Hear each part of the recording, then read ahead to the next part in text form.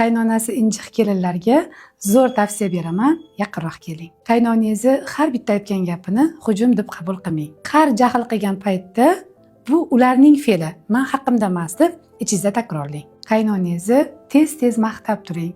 Kiygan kiyimini, tayyorlagan taomini, to'g'ri, bu sizga yoqmasligi mumkin, lekin juftingizni hurmati uchun urinib ko'ring. Agar qaynonangiz sizga haddan ortiq talab qo'ysa, asabiylashmang.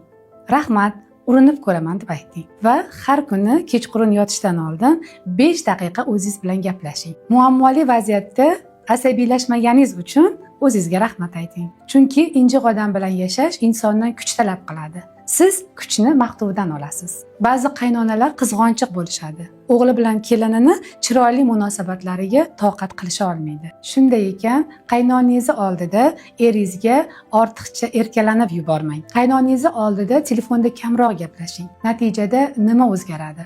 Qaynonangizni fe'li biroz yumshaydi. Balki yumshamasligi mumkin, lekin siz ortiqcha ta'sirlanmay qo'yasiz. Ma'lumot yoqqan bo'lsa, qaynonasi injiq kelinlarga yuborib qo'ying.